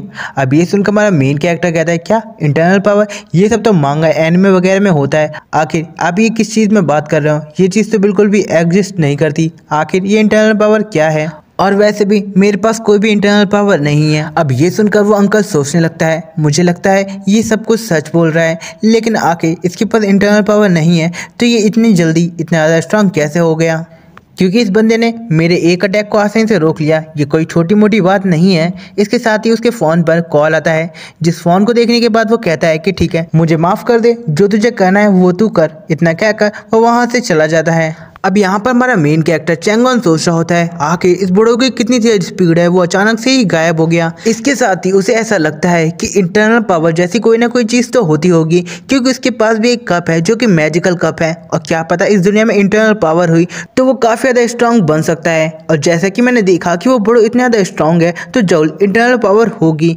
यहाँ पर वो काफ़ी खुशी खुशी उस बुढ़ो को बुलाने लगता है और वो कहता है कि बुढ़ो मेरी बात सुनो, मुझे अपना डिसाइपल बना लो क्योंकि मैं भी आपकी तरह स्ट्रांग बनना चाहता हूँ। इसके साथ ही हमारा मेन कैरेक्टर उसको ढूंढने के लिए उसके पीछे जाने लगता है। लेकिन इधर हम वैंग वैंग के अंकल को देखते हैं जो कि पेड़ के पीछे छुपा हुआ होता है और वो बोल रहा होता है कि पहले तो मुझसे ये कितनी बदतमीजी से बात कर रहा था और अब बोल रहा है कि मैं उसको अपना डिसाइपल बना लूं। लेकिन ये मैं बिल्कुल भी नहीं करने वाला, क्योंकि वैंग वैंग ने मुझसे कहा था कि मैं तुम्हारे मैटर में ना पढ़ूं, लेकिन मैं फिर भी उस मैटर में पढ़ा और अब तुम चाहते हो कि मैं तुम्हें अपना डिसाइपल बना लूं, तो ये बिल्कुल भी नहीं हो सकता। इसके साथ ही वो सोचने लगता है कि हाँ, ये बात तो काफ़ी ज़्यादा अजीब है। जब मैंने उसे एक पंच मारा था उसने मेरे पंच को हैंडल कर लिया, जबकि कोई भी नॉर्मल इंसान उस पंच को बिल्कुल भी हैंडल नहीं कर पाता। मुझे लगता है इसमें कोई ना कोई तो अलग बात है। जिसके बाद सीन कट होता है और हमें अगले दिन चैंग वन को दिखाया जाता है जो कि दो लड़कियों को लेक के किनारे छोड़ने के लिए आया होता है। यहाँ पर एक लड़की चैंग वन के पास आती है और उससे बोलती है, तुम्हें पता है यहाँ लेक के किनारे एक शूटिंग चल रही है, क्या तुम उसे देखने में इंटरेस्टेड हो तो मेरे साथ चल सकते हो। हम देखते हैं कि चैंग वन इसके लिए डायरेक्ट ही मना कर देता है और वो बोलता है कि अभी उसे 2-3 पैसेंजर को और छोड़ना है, इसलिए वो अभी नहीं जा सकता, क्योंकि वो आज के दिन काफ़ी ज़्यादा बिजी है, वो शूटिंग किसी और दिन दिखेगा। अब वो लोग बात कर ही रहे होते हैं कि तभी लेक में से एक ज़ोरदार ब्लास्ट की आवाज़ आती है। ये देखने के बाद चैंग वन काफ़ी ज़्यादा हैरान हो जाता है और वो बोल रहा होता है कि आखिर ये क्या हुआ। इसके साथ ही वो गाड़ी से बाहर निकलता है और वहाँ पर देखने के लिए जाने लगता है और वो लेक के किनारे के पास जाकर देखता है, जहाँ पर वो देखता है कि एक शिप में ब्लास्ट हो चुका है, जिस वजह से उसमें से आग लग चुकी है और जो पैसेंजर हैं वो वहाँ पर फंसे हुए हैं और थोड़ी देर में ये शिप भी डूब जाएगी। अगर ऐसा ही चलता रहा तो शिप पर जितने भी लोग हैं वो सभी लोग मारे जाएंगे। फिर हमें इधर की साइड दिखाया जाता है जहाँ पर सभी लोग पानी में डूब रहे होते हैं। यहाँ पर वो लोग चिल्ला रहे होते हैं कि प्लीज़ हमें बचाओ। तभी हम देखते हैं कि वहाँ पर रेस्क्यू वाले कुछ टीम के लोग आ चुके होते हैं और वो उन लोगों को बचाने की तरफ जा रहे होते हैं। इसके बाद हमें एक ओल्ड मैन को दिखाया जाता है जहाँ पर चैंग वन जाकर उससे पूछता है कि आखिर यहाँ पर क्या हुआ। इस पर वो ओल्ड मैन बताता है कि मैंने एक फटने की आवाज़ सुनी थी, पहले लगा कि ये मेरी फट चुकी है, लेकिन जब मैंने शिप की तरफ देखा तो मुझे पता चला कि शिप के अंदर कोई चीज़ थी जो कि फट चुकी है और उस चीज़ के फटने के बाद शिप में आग लग गई और शिप हर जगह से टूट गया और वो अब तुम्हारे सामने डूब रहा है। इस पर हमारा चैंग वन समझ जाता है कि उस शिप में जरूर कुछ ना कुछ इंजन वगैरह फट गया होगा ओवरहीट के कारण और इसी वजह से ये सब कुछ हुआ और अब ये शिप डूब रही है। जिसके बाद वहाँ पर एक लड़की चिल्लाती है, देखो ये तो वही 2 हीरोइन है, वहाँ पर लटकी हुई हैं, लगता है ये किसी तरीके का स्टंट रिकॉर्ड कर रही थी, तभी इस शिप पे ब्लास्ट हो गया और मुझे लगता है ये वहाँ पर फंस गई हैं और वहाँ से निकल नहीं पा रही हैं और अगर ऐसा ही चलता रहा तो वो जल्द यहाँ पर डूब जाएंगी। इसके बाद चैंग वन उधर की तरफ देखता है और वो भी देख पाता है कि वहाँ पर 2 हीरोइन लटकी हुई होती हैं और वो अपने आप को खोल नहीं पा रही होती। जिसके बाद एक हीरोइन दूसरी हीरोइन से बोलती है कि तुम चिंता मत करो, जल्दी सब कुछ ठीक हो जाएगा, मैं तुम्हारी रस्सी को खोल देती हूँ, तुम थोड़ा तैर कर रेस्क्यू वालों के पास चली जाना। दूसरी तरफ हमें उसी डायरेक्टर को दिखाया जाता है जो कि शिप को कंट्रोल करने वाले पे चिल्ला रहा होता है और वो बोलता है कि आखिर तू क्या कर रहा है, तुझे पता है ना वहाँ पे हमारी 2 हीरोइन लटकी हुई हैं, कैसे भी करके उन्हें बचा। इसके साथ ही वो बंदा काफ़ी ज़्यादा घबराया हुआ होता है और वो शिप को कंट्रोल करने के लिए वहाँ पर एक बटन को प्रेस कर सकता है जिससे वो शिप को कंट्रोल कर पाए। हम देखते हैं कि जैसे ही वो बटन दबाता है वो शिप थोड़ी तेज़ी से हिलने लगती है, जिस वजह से वहाँ पर काफ़ी ज़्यादा लहरें आने लगती हैं, जिस वजह से बाकियों को भी बहुत प्रॉब्लम हो रहा होता है। तभी हम एक लड़की को देखते हैं जो कि डायरेक्टर पे चिल्लाते हुए बोल रही होती है, तेरे इस हिलाने की आदत की वजह से तूने इस शिप को भी हिला दिया और शिप को हिलाने की वजह से वो दोनों हीरोइनी पानी में डूब चुकी हैं और अगर जल्दी से उन्हें रेस्क्यू नहीं किया गया तो वो दोनों ही मारी जाएंगी। अब ये सुनकर दूसरी वाली लड़की काफ़ी ज़्यादा डर जाती है और वो बोलती है, क्या मारी जाएंगी। दूसरी तरफ में चैंग वन को दिखाया जाता है जो कि अपने कपड़ों को उसी ओल्ड मैन को पकड़ा देता है और वो उससे बोलता है कि तुम इन्हें पकड़ो, मैं अभी उन दोनों को बचाते हुए आता हूँ। इसके साथ ही हमारा मेन कैरेक्टर दौड़ता हुआ पानी में गोता मार देता है और वो सोच रहा होता है कि वो 2 मिनट के लिए ही पानी में सांस ले सकता है। इसके लिए उसे यहाँ पर काउंटिंग करनी होगी। यहाँ पर वो अपने मन में 1 से लेके 120 तक काउंट कर रहा होता है क्योंकि वो 2 मिनट तक ही सांस ले सकता है। दूसरी तरफ हमें काफ़ी सारे लोगों को दिखाया जाता है जिन्हें रेस्क्यू वालों ने रेस्क्यू कर लिया होता है। जिसके बाद हमें हमारे मेन कैरेक्टर को दिखाया जाता है जो कि पानी में तैरता हुआ अंदर की ओर जा रहा होता है। इसके साथ ही उसे सामने कोई नजर आता है जहां पर वो एक लड़की को देखता है जो कि पानी में डूब रही होती है और वो वहां पे फड़फड़ा रही होती है, जहां पर हमारा मेन कैरेक्टर उसको रेस्क्यू करने के लिए उसके पास जाता है। हम देखते हैं कि वो लड़की उससे कसकर पकड़ लेती है जिस वजह से हमारा मेन कैरेक्टर सांस ही नहीं ले पा रहा होता। जिसके बाद हमारा मेन कैरेक्टर उस लड़की को लेकर ऊपर की ओर फेंक देता है जिससे वो सांस ले सके। वहाँ पर रेस्क्यू वाले घूम रहे होते हैं और उस वजह से उसे चिंता नहीं होती क्योंकि वो लोग इसे रेस्क्यू कर सकते हैं। जिसके बाद हमारा मेन कैरेक्टर नीचे की ओर जाने लगता है जहाँ पर वो उन दोनों हीरोइन को शिप से बंधा हुआ देखता है। जिसके बाद वो बड़ी रफ्तार से पानी के अंदर जाने लगता है उन दोनों को बचाने के लिए। तभी हम देखते हैं कि वो उन दो लड़कियों के पास पहुंच जाता है जहां पर वो एक पिंक हेयर वाली लड़की को देखता है और एक ब्राउन हेयर वाली लड़की को देखता है। जहां पर पिंक हेयर वाली लड़की बेहोश हो चुकी होती है लेकिन ब्राउन हेयर वाली लड़की ने पिंक हेयर वाली लड़की की रस्सी को खोल दिया होता है। जिसके बाद वो उसको बचाने की कोशिश कर रही होती है। तभी हम देखते हैं कि वहाँ पर हमारा मेन कैरेक्टर भी पहुंच जाता है। अब वो लड़की हमारे मेन कैरेक्टर को पास में आते हुए देखकर समझ जाती है कि वो उन दोनों को ही रेस्क्यू करने के लिए आया है। जहाँ पर ब्राउन हेयर वाली लड़की सोचती है कि वो अभी शिप से बंधी हुई है तो वो कैसे भी करके यहाँ पे नहीं बच सकती, तो कम से कम पिंक हेयर वाली लड़की तो बच जाए। इसके साथ ही ब्राउन हेयर वाली लड़की अपनी जान की परवाह ना करते हुए पिंक हेयर वाली लड़की को ऊपर की तरफ फेंकती है जिससे हमारा मेन कैरेक्टर उसे लेकर वहां से चला जाए। जहाँ पर वो अपने इशारों में बता रहे होते हैं कि जाओ जल्दी जाओ, इसे लेकर इसकी जान बचाओ। इसके साथ ही हमारा मेन कैरेक्टर उसको ये सब कुछ करते हुए देखता है और वो कहता है कि वो ऐसा नहीं कर सकता। जिसके बाद हमारा मेन कैरेक्टर पिंक हेयर वाली लड़की की बेल्ट को खोल देता है जिससे वो हल्की हो सके। इसके साथ ही हमारा मेन कैरेक्टर आगे की ओर तैर कर जाने लगता है जिससे वो ब्राउन हेयर वाली लड़की की भी जान बचा सके। यहाँ पर ब्राउन हेयर वाली लड़की भी हमारे मेन कैरेक्टर को अपने पास आते हुआ देखती है जहाँ पर उसे सांस लेने में प्रॉब्लम हो रही होती है और वो हमारे मेन कैरेक्टर की तरफ हाथ बढ़ा रही होती है।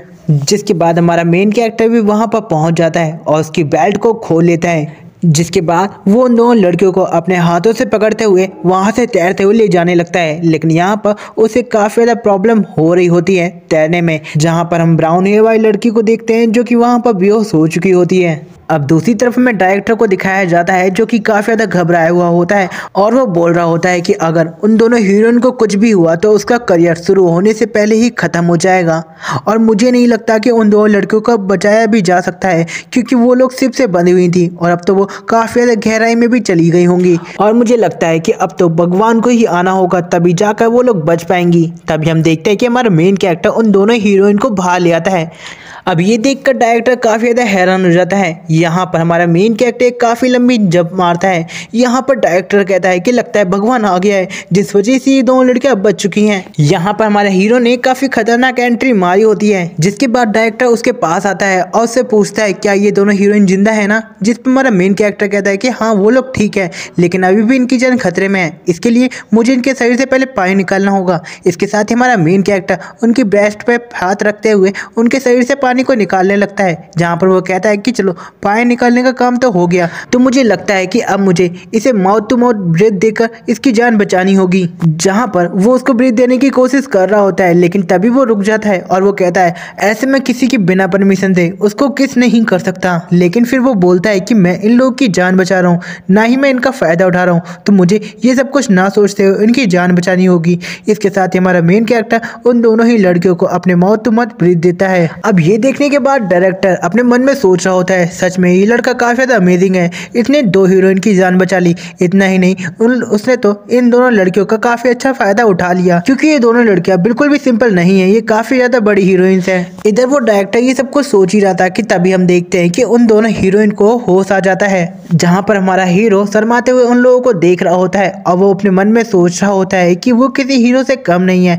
एक तो उसने दो हीरोइन की जान बचा ली, इतना ही नहीं और उसने तो इन दोनों हीरोइन के फायदा भी उठा लिया। यहाँ पर वो सोच ही रहा होता है कि तभी वहाँ पर काफी सारे रिपोर्टर दौड़ते हुए पहुंचने लगते हैं और वो लोग चिल्ला रहे होते हैं कि आखिर वो हीरो कौन है जिसने हीरोइन की जान बचाई है। यहाँ पर पहला रिपोर्टर बोलता है कि मैंने सुना है कि उसने कच्चे में ही उन हीरोइन की जान बचाई थी। जिस पर दूसरा रिपोर्टर बोल रहा होता है क्या पता वो एक हीरो हो जिसका नाम अंडरवियर मैन हो और वो इसी तरीके से लोगों की जान बचाता हो। जिस पर सभी लोग बोल रहे होते हैं कि चलो जल्दी चलो, हमें उनका फोटो लेना होगा। अब यहाँ पर हमारा मेन कैरेक्टर भी ये बात सुन लेता है और वो घबराने लगता है और वो बोल रहा होता है कि वो इस कच्चे में लोगों के सामने अपना फोटो नहीं खिंचा सकता, तो उसे यहाँ से निकलना होगा। जिसके बाद हमारा मेन कैरेक्टर डायरेक्टर से कहता है कि मैं यहाँ से जा रहा हूँ। इतना क्या कर वहाँ से चला जाता है जबकि डायरेक्टर उसे रोकने की कोशिश करता है। यहाँ पर हमारा मेन कैरेक्टर जाते हुए सोच रहा होता है कि उस ट्रायल को देने की वजह से मेरी जो तैरने की पावर है वो काफ़ी बेटर हो चुकी है, तो वो आराम से तैर कर काफ़ी दूर निकल सकता है। इतना क्या कर वो तैर कर वहाँ से जाने लगता है। जिसके बाद हमें दिखाया जाता है हमारा मेन कैरेक्टर किनारे पे पहुंच चुका होता है, जहां पर एक मछुआरा फिशिंग कर रहा होता है, जहां पर हमारा मेन कैरेक्टर कहता है कि मैं तो बाल बाल बचा, अगर वो रिपोर्टर मेरे पास पहुंच जाते तो वो मेरा इंटरव्यू लेने लगते और पता नहीं कल के न्यूज़ में क्या छापते, और वहां पर मैं अपने कच्चे में फोटो खींचा हुआ नहीं डलवाना चाहता। लेकिन अब वो सोच ही रहा था कि तभी वहां पर वापस से रिपोर्टर पहुंच जाते हैं और वो हमारे मेन कैरेक्टर को देख लेते हैं और वो उसको बोल रहे होते हैं कि प्लीज़ रुक जाइए सर, हम आपका इंटरव्यू लेना चाहते हैं। लेकिन हमारा मेन कैरेक्टर अपने फेस को छुपाते हुए वहाँ से भाग जाता है। लेकिन हम देखते हैं कि वो रिपोर्टर उसका पीछा नहीं छोड़ते, वो अभी भी उसके पीछे पड़े हुए होते हैं, जबकि इधर हमारा मेन कैरेक्टर उनसे बचने की पूरी कोशिश कर रहा होता है और वहां से भाग रहा होता है। जहां पर भागते हुए एक रिपोर्टर हमारे मेन कैरेक्टर के कच्चे को पकड़ लेता है, जिस वजह से हमारा मेन कैरेक्टर का कच्चा उस रिपोर्टर के हाथ में आ जाता है। दूसरी तरफ हमें डायरेक्टर और उसके असिस्टेंट और उन दोनों हीरोइन को दिखाया जाता है जो कि वहां से जा रहे होते हैं। जहाँ पर जो असिस्टेंट होती है वो हीरोइन से बोलती है कि सच में आप लोग काफ़ी ज़्यादा लकी हो, आप लोगों की जान बच चुकी है, और वो उससे बोलती है कि जल्दी से होटल में चलो, वहाँ पे कुछ खाते हैं, फिर आराम कर लेना, आप लोग जल्दी ठीक हो जाओगे। तभी हम देखते हैं कि हमारा मेन कैरेक्टर रिपोर्टर से छुपता हुआ एक पेड़ के पीछे छिप जाता है, जहाँ पर उसने अपने सामान को एक कैप से ढक रखा होता है। तभी हम देखते हैं कि डायरेक्टर उसे देख लेता है और उसको आवाज़ मारता है। यहाँ पर हमारा मेन कैरेक्टर पीछे पलट कर देखता है और वो बोलता है कि आखिर कौन है। तभी वो वहाँ पर उसी डायरेक्टर और उन्हीं हीरोइन को देखता है, जिनको देखने के बाद हमारा मेन कैरेक्टर पत्थर बन जाता है और वो सोच रहा होता है कि इन सभी लोगों ने मेरा सब कुछ देख लिया, और वो अपने मन में कह रहा होता है मैं तो लुटपुट गया, मैं तो लुटपुट गया, मैं तो लुटपुट गया। यहाँ पर मैं ये गाना ऐड करना चाहता था लेकिन कॉपीराइट के कारण मैं नहीं किया, ठीक है। इसके साथ ही जो डायरेक्टर और बाकी सारी लड़कियां होते हैं वो हमारे मेन कैरेक्टर को देखने लगते हैं, जहां पर वो हमारे मेन कैरेक्टर को देखकर हंसने लगता है, जहां पर वो किसी से कुछ कहता है। इधर जो हीरोइंस होती हैं उन्हें ये देखने में काफी ज्यादा मजा आ रहा होता है, जहां पर एक हीरोइन बोलती है क्या कमाल का सीन है। तो गाइस तुम लोग भी याद रखना कि तुम्हारी तरफ भी कोई लड़की ऐसे ही घूरती होगी तो संभल कर रहना और अपने आप को बचा कर रखना, क्या पता किसी दिन तुम्हारी इज्जत लुट जाए। और ये बात मैं इसलिए कह रहा हूँ क्योंकि मैं आप लोगों का बड़ा भाई हूँ, ठीक। इसके साथ ही एक बंदा हमारे मेन कैरेक्टर के पास जाता है और वो उसे टॉवल देता है अपने सामान को ढकने के लिए। इधर जो हीरोइन होती है वो हमारे मेन कैरेक्टर को पहचान चुकी होती है और वो बोल रही होती है ये तो वही लड़का है जिसने मेरी जान बचाई थी। यहाँ पर वो हीरोइन अपने मन में सोच रही होती है, जहाँ वो बोलती है कि सच में ये लड़का काफ़ी ज़्यादा बहादुर है, इतना ही नहीं ये काफ़ी ज़्यादा हैंडसम है और इसने ही मेरी जान बचाई थी, मुझे तो इससे सच्चा वाला प्यार हो गया है, मैं चाहती हूँ मैं इससे शादी करूँ, क्या मेरे मॉम डैड इसके लिए मानेंगे? अरे मुझे फ़र्क नहीं पड़ता वो माने या ना माने, मैं इसी के साथ शादी करूँगी और 100-200 दर्जन बच्चे पैदा करूँगी, और आखिर हम किस जगह पे हनीमून पे जाएंगे। और ऐसी ही बातें उसके दिमाग में आ रही होती हैं। यहाँ पर जो पिंक हेयर वाली लड़की होती है वो उससे पूछती है कि आखिर तुम्हें क्या हुआ, तुम इस तरीके से बिहेवियर क्यों कर रही हो। वैसे ये लड़का वही है जिसने हमारी जान बचाई थी। जिस पर ब्राउन हेयर वाली लड़की शर्माते हुए उसे बताती है कि हाँ इन्हीं ने हमारी जान बचाई थी। तभी पिंक बाल वाली लड़की नोटिस करती है अपनी दोस्त को, उसका फेस पूरी तरीके से लाल हो चुका होता है और वो उससे पूछती है क्या तुम्हें बुखार है। उसके बुखार को वो चेक करने लगती है, जिस पर वो लड़की ब्राउन हेयर वाली कहती है कि नहीं नहीं मुझे बुखार नहीं है, लगता है मुझे थोड़ा बहुत बुखार हो गया होगा तो मैं डॉक्टर से उसे चेक करा लूँगी, तो तुम्हें इतना ज़्यादा घबराने की ज़रूरत नहीं है। जिस पर पिंक हेयर वाली लड़की कहती है कि लगता है मुझे भी बुखार हो चुका है, इसलिए मेरे सर में दर्द हो रहा है, तो लगे हाथ मैं भी अपने चेकअप को करा लूँगी। और हाँ, जिस लड़के ने हम लोगों की जान बचाई है हम पर्सनली जाके उसको थैंक्स बोलने के लिए चलेंगे। जिस पर ब्राउन हेयर वाली लड़की शर्माते हुए उससे बोलती है कि ठीक है। यहाँ पे हम सभी को तो पता ही है कि ब्राउन हेयर वाली लड़की मन ही मन काफ़ी ज़्यादा खुश होती है क्योंकि वो हमारे चैंगवॉन को पसंद करती है। जिसके बाद हमारा सीन कट हो जाता है और हमें एक बंदे को दिखाया जाता है जो कि अपने हाथ में ग्लिटरिंग गोल्ड का एक क्लॉथ पकड़ा हुआ होता है और वो बोलता है कि ये पहन लो क्योंकि तुमने अभी कोई कपड़े नहीं पहने हैं। और ये सारी बातें वो हमारे मेन कैरेक्टर से कह रहा होता है, जहाँ पर अपना मेन कैरेक्टर कहता है कि नहीं नहीं मैं इसे नहीं पहन सकता, ये काफ़ी ज़्यादा कीमती लग रहा है और मुझे लगता है ये इस मूवी की किसी हीरो के लिए पहनने के लिए आया होगा, तो मैं इसे नहीं ले सकता। और वैसे भी अगर मैं इसको पहनकर बाहर गया तो चोर को लगेगा कि मैं गोल्डन आर्मर पहना हूँ और वो लोग मुझसे ये छीन कर भाग जाएंगे, तो इससे कोई भी फायदा नहीं होगा। उल्टा वैसे भी तुम्हारा नुकसान होगा और मेरा भी नुकसान होगा। जिस पर वो लड़का कहता है कि तुम्हें इतना ज्यादा घबराने की कोई भी जरूरत नहीं है, वैसे भी आज तुमने 2 हीरोइन की जान बचाई है तो ये तो नॉर्मल बात है, और वैसे भी इन कपड़ों में कोई सोना वोना नहीं लगा है, ये तो बस ऐसे ही है, तो तुम इसे रख सकते हो। और मैंने इसे चेक किया, ये बिल्कुल तुम्हारे साइज के हैं, तो तुम्हें एकदम अच्छे से फिट हो जाएंगे, तो तुम इसे ले लो। और वैसे भी इसके अलावा हमारे पास और कोई नहीं है। अब ये सुनने के बाद चैंग वन भी उस कपड़े को ले लेता है और वो बोलता है कि चलो कोई और नहीं है तो मैं इसे ही ले लेता हूँ, मैं बाद में इसे लौटा दूंगा। अब इसके बाद वो बंदा हमारे चैंग वन को पैसे देता है उन हीरोइन की जान बचाने के लिए। इस पर हमारा मेन कैरेक्टर उससे कहता है कि तुम्हें ये बिल्कुल करने की कोई भी जरूरत नहीं है, मैंने उन हीरोइन की जान इन पैसों के लिए नहीं बचाई थी, मैंने तो बस ऐसे ही बचा लिया था, तो तुम इस पैसे को रख सकते हो। यहाँ पर हम देख पाते हैं कि हमारे मेन कैरेक्टर की आंखों में डॉलर चमक रहे होते हैं और वो उसे लेना तो चाहता था, लेकिन वो अपने आप को कंट्रोल करने की कोशिश कर रहा होता है। लेकिन तभी वो बंदा उससे बोलता है कि तुम इसको डिजर्व करते हो तो तुम इसे रख लो।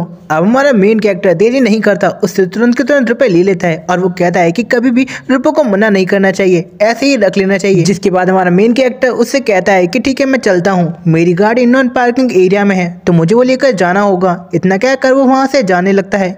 यहाँ पर वो लड़का अभी भी सोच रहा होता है कि अभी तो इसने कहा था कि ये रुपयों को नहीं लेगा, लेकिन इसने कितनी जल्दी मुझसे रुपए छीन लिए। अब हमारा मेन कैरेक्टर पीछे देखते हुए जा रहा होता है, जिस वजह से वो सामने नहीं देख पाता। अचानक से डायरेक्टर गेट खोल देता है, जिस वजह से हमारा मेन कैरेक्टर और वो डायरेक्टर एक दूसरे से टकरा जाते हैं। तभी डायरेक्टर चिल्लाता है कि BS TK क्या तू अंधा है? और तभी उसकी नज़र हमारे मेन कैरेक्टर पे जाती है और वो काफ़ी ज़्यादा हैरान हो जाता है, क्योंकि वहाँ पर वो हमारे मेन कैरेक्टर को उसी ड्रेस में देखता है जो कि वो हीरो के लिए लेकर आया था। जहाँ पर वो बोलता है कि जिस हीरो के लिए वो ये ड्रेस लेकर आया था उसके ऊपर भी ये ड्रेस इतनी अच्छी नहीं लग रही थी जितनी अच्छी चैंग वन के ऊपर लग रही है। जिसके बाद वो डायरेक्टर हमारे मेन कैरेक्टर को एक ऑफर देते हुए बोलता है कि क्या तू मेरे साथ फिल्म में काम करेगा, तुझे एक छोटा सा रोल दूंगा, तुझे काफी ज्यादा पसंद आएगा। जिस पर हमारा मेन कैरेक्टर कहता है कि नहीं मुझे एक्टिंग नहीं आती। जिस पर वो डायरेक्टर कहता है अरे एक्टिंग की चिंता क्यों ले रहा है, तुझे पता है ना अर्जुन कपूर जिसको एक्टिंग नहीं आती, अनन्या पांडे जिसको एक्टिंग नहीं आती, लेकिन फिर भी वो स्ट्रगल करते कितने बड़े एक्टर बन चुके हैं, इसलिए तू ज़्यादा चिंता मत कर। अगर तू एक बार गलत करेगा तो हम 2 बार रिकॉर्ड करेंगे, 2 बार करेगा 3 बार, 3 बार गलत करेगा 4 बार, ऐसे हम रिकॉर्ड करते रहेंगे जब तक एक परफेक्ट शॉट ना आ जाए। और मैं एक प्रोफेशनल को भी हायर करूंगा जो कि तुम्हें एक्टिंग सिखाएगा। इस पर हमारा मेन कैरेक्टर कहता है कि अच्छा ये बात तो सही है, लेकिन आखिर मुझे एक्टिंग के कितने रुपए मिलेंगे? जहां पर वो डायरेक्टर कहता है अरे इसकी चिंता तू मत कर, तुझे बस 30 सेकंड तक रिकॉर्डिंग करनी है और उतने में तुझे 1 लाख रुपए मिलेंगे। अब ये सुनकर हमारा मेन कैरेक्टर का मुंह फटा जाता है और वो बोलता है क्या 1 लाख? इतने रुपए तो मैं 3-4 महीने टैक्सी चलाने पर भी नहीं कमा पाता और मुझे ये रुपए सिर्फ 30 सेकंड रिकॉर्डिंग पर ही मिल रहे हैं। यहाँ पर हमारा मेन कैरेक्टर काफी ज्यादा खुश होता है और वो उससे बोलता है कि ठीक है मैं इसके लिए तैयार हूँ, लेकिन फिलहाल के लिए मैं भी ये नहीं कर सकता क्योंकि जो मेरी कार है वो नॉन पार्किंग एरिया में खड़ी है और मुझे जल्दी से वहां से उसे निकालना होगा, वरना पुलिस आकर उस कार को उठा ले जाएगी। तो मैं बाद में ऑडिशन देने के लिए आ जाऊंगा, तो ये लीजिए मेरा फोन नंबर, आप मुझे कॉल करके तुरंत के तुरंत बुला लेना। जिस पर वो डायरेक्टर भी मान जाता है। जिसके बाद हमें बाहर की साइड दिखाया जाता है जहाँ पर चैंग वन जाने लगता है, जहाँ पर डायरेक्टर भी उसे बाय बाय करता है और उससे कहता है कि जो कपड़े तुमने पहने हैं उसकी चिंता तुम मत करना, चाहे तुम ऐसे हजारों कपड़ों को फाड़ सकते हो, लेकिन तुम अपनी शूटिंग के टाइम पर करेक्ट पर पहुंच जाना। जहाँ पर हमारा मेन कैरेक्टर भी इसके लिए हाँ कहता है। जिसके बाद सीन कट होता है और हमें उन्हीं दोनों हीरोइन को दिखाया जाता है जो हमारे मेन कैरेक्टर से मिलने के लिए आए होते हैं, जहाँ पर वो पर्सनली उसको थैंक्स बोलने के लिए आए होते हैं। जहाँ पर चैंग वन चला गया होता है, जिस वजह से ब्राउन वाली लड़की को काफी ज्यादा गुस्सा आ रहा होता है और पिंक हेयर वाली लड़की डायरेक्टर से बोल रही होती है कि तुम्हें उसे रोक कर रखना चाहिए था, हम उसे शुक्रिया कहने के लिए आए थे। जिस पर डायरेक्टर कहता है कि अरे तुम्हें कोई चिंता करने की कोई जरूरत नहीं है, वो 2-3 दिन बाद फिर यहाँ पर आएगा, मैंने उसे एक ऑडिशन देने के लिए कहा है तो वो जल्द यहाँ पर आएगा और मेरे पास उसका मोबाइल नंबर भी है।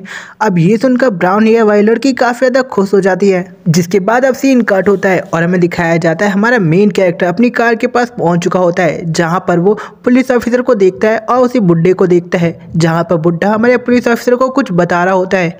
यहाँ पर हमारा मेन कैरेक्टर काफ़ी ज़्यादा घबरा जाता है और उसे लग रहा होता है कि आज तो उसकी गाड़ी नॉन पार्किंग एरिया में खड़ी करने की वजह से आज तो उसका बुरी तरीके से चालान कटने वाला है। यहाँ पर हमारा मेन कैरेक्टर घबराते हुए उससे बोल रहा होता है कि प्लीज मेरा चालान मत काटना, क्योंकि मैं काफी सारे लोगों की जान बचाने के लिए गया था, इसलिए मैंने अपनी गाड़ी को गलती से नॉन पार्किंग एरिया में खड़ा कर दिया था।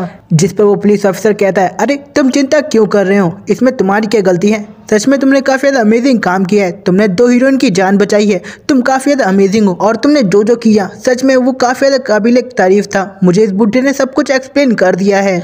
अब वो लोग ऐसी ही बात कर रहे होते हैं, यहाँ पर आसपास के लोग भी ये सुन लेते हैं कि ये वही लड़का है जिसने 2 हीरोइन की जान बचाई थी। जिसके बाद वो लोग आगे हमारे मेन कैरेक्टर का फ़ोटो खींचने लगते हैं और वो बोल रहे होते हैं कि जल्दी से इसकी फ़ोटो खींचो, क्योंकि इसकी फ़ोटो खींचकर हम इसे इंटरनेट पर अपलोड कर सकते हैं और काफ़ी सारा पैसा छाप सकते हैं। यहाँ पर हमारे मेन कैरेक्टर के तो होश ही उड़े होते हैं। इसके साथ ही अब सीन कट होता है और हमें पिंक हेयर वाली हीरोइन को दिखाया जाता है, जहाँ पर दोनों हीरोइन नहाकर आ चुकी होती हैं। जहाँ पर पिंक हेयर वाली लड़की कहती है कि आखिर तुम उस कैप को इस तरीके से क्यों पकड़ी हो, आखिर तुम्हारे करने का क्या इरादा है। यहाँ पर वो हीरोइन कहती है कि कुछ नहीं, ये कैप उसी की है जिसने हमारी जान बचाई थी, सच में इसमें काफ़ी अच्छी स्मेल आ रही है। अब ये सुनकर पिंक हेयर वाली लड़की सब कुछ समझ जाती है। यहाँ पर ब्राउन हेयर वाली लड़की इस कैप को सूंघ रही होती है और आप लोगों को पता ही था कि हमारे मेन कैरेक्टर ने इस कैप को कहाँ लगा रखा था। और अगर आप लोगों को पता हो ना तो बिना किसी गंदे वर्ड लिखे हुए अच्छे से एक्सप्लेन करना, जिससे पढ़ने में भी मैसेज मज़ा आए। ठीक है, मैं मिलूंगा आपसे नेक्स्ट पार्ट में, तब तक के लिए बाय बाय। ठीक, और ये सीरीज़ कैसी लगी आप मुझे कमेंट में बता सकते हो।